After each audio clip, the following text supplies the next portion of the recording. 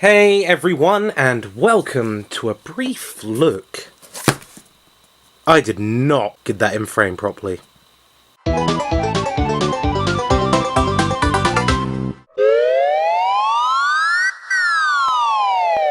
A brief look at the OUYA! Or it's like, OUYA! Yeah, that sort of thing. You get what I'm trying to say. OUYA! Free the games. Game console and controller. Yes, this cost me all but of £19.99. 20 whole pounds for a console, really. You know, that really successful Kickstarter this had, and then nobody wanted it, and everyone thought it was a bit pants. This is one of those things, if you've ever heard of it. Like I said in my pickups video, I never backed it. I never was really interested in it until I saw it for the price I did. So, what do we have on the top? I just had it there, so we've got OUYA. OUYA. I'm noticing a pattern here. I cannot read it. Let's adjust the viewfinder. Games console silver. Blah blah blah blah blah blah blah blah blah blah blah. Barcodes. Blah blah blah. What's on the other side? Oh god. Hang on. Oh. In the box. OUYA console. This is still very blurry for you guys. Hang on. I will try to sort this out. There we go. Sandblasted aluminum and plastic. CPU, NVIDIA, Tegra 5 quad core, memory 1GB of RAM, storage 8GB internal flash storage, connectivity Wi-Fi, USB, 1 USB 2.0 port, 1 micro USB port, output HDMI, OUYA wireless console. Yeah, we get all this. 2 AA batteries, HDMI cable, power cable. Wonderful. Let's have a look at the back. And I've got it upside down and it's not in focus. Here we go. The little box inside this box has big dreams. Bless its heart. So yeah, we have every game free to try, which they removed but then put back on because I have been using it recently, so I know that's back on there. It's what's inside that matters. Aww. I remember watching an interview with that lady. I can't remember if it was E3, the lady who used to run the actual OUYA company before they got defunct and bought by another company. And she was literally going, there is nothing special about this board. There is nothing special about it whatsoever. And you'd never really hear anyone say that about their stuff, but she did. What an idiot. What else do we have? Much more than gaming. One more thing. Oh, I can't be bothered to read that small print. Oh, sorry, OUYA. I haven't got the time. Let's get you back in focus. Okay, OUYA, let's open you up, even though I have already opened you and took the console out, so there's nothing really in here, it's just a slipcase, really. So the revolution begins. Ah, you can see where all the rest of that Kickstarter money went. On a nice piece of plastic. Right, inside what do we have? I've already taken everything out. There's literally no point in even looking in this box. We could look at the, this thing. OUYA.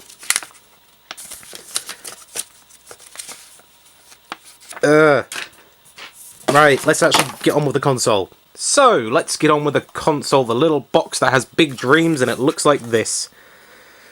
And it says OUYA on it. OUYA. Let's bring it in for a closer look. OUYA. It is actually quite nice. I think it looks really nice. Here we have your standard power. You've got your Ethernet cable, you've got your micro USB, you've got your HDMI and your USB port. And a little fan on the bottom to keep everything nice and cool. Nice aluminum there. Yeah, with the little engraved logo. And literally on the top you have an on and off button. It's very diddy, very cute, and it looks really nice. So I have no problems with the way this thing looks. Now let's have a look at the controller. Boom! Too close. Boom! Oh god, we're out of focus. Let's get a bit further back. There we go. This is the controller. It says OUYA, or OUYA, that way.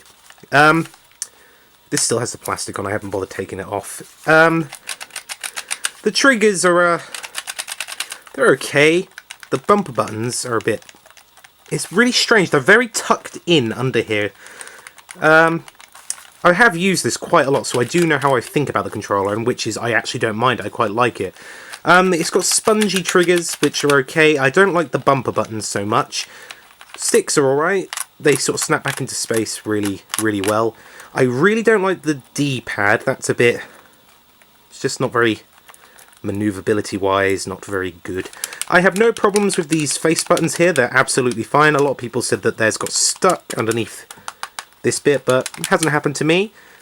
We have Ouya engraved on the side, and we have a touchpad, which is even nicer. It won't turn on, but it flashes there, and it has one for how many controllers is plugged in. Beautiful. One other thing I failed to mention is how you get the batteries in these things. They are bloody... It's a pain. I'm probably not even going to... Oh, wait, hang on. We have liftage. Can I get this one off? Can it, please? Please? I may have to do a jump cut. Please come off.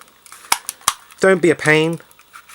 There we go. Look, and there you go. There's your two AA batteries. I found that so strange when I first saw these released, and that's how they put the batteries in. But then again, you've got a nice sleek back bit for when you're holding it and you're playing your games. It's always so nice like that.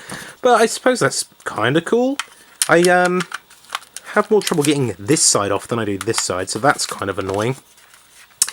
I would show some captured footage from it, but unfortunately there's some sort of copyright thing what like this has built into it which won't let me record it. So bloody hell.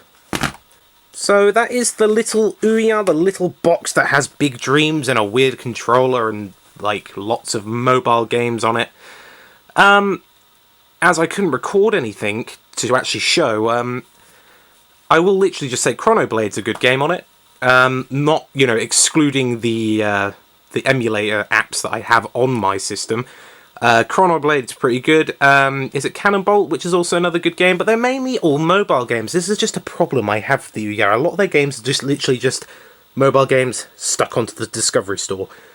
Bit of a problem, but it's really good for emulators. I managed to sideload Vice City for PS2, and I tried to get Grand Theft Auto 3 on it as well, but I can't quite get the sound to work on those, so that's a bit of a bummer. But for the high price of £20, it was definitely worth picking it up. I would recommend getting one if you can get hold of one which is fairly cheap. So, like I did, I got one for £20 and it wasn't even opened, it was literally brand new. I'd recommend buying one then. I wouldn't go out of my way to spend a lot of money on one of these because I don't think it's actually worth it. So I feel sorry for all the Kickstarter backers, all the people who bought it at £100. Or £99, depending on how you want to, you know, waiver that fee. So, to wrap this video up, I would recommend getting one at a good price. Don't pay too much for it, it's not worth it. So, anything under £30, I would recommend getting one. Also, I'm going to add one little thing to the end of my video, because the guy who informed me of the 500 games in one was a little bit upset I didn't do him a shout out, so I'm going to stick something in the end of the video for him. So for now, remember to comment, rate, subscribe for more, and I'm going to see you all in the next video, which will probably be a pickups video, or a gameplay video. I'm not 100% sure yet. Bye!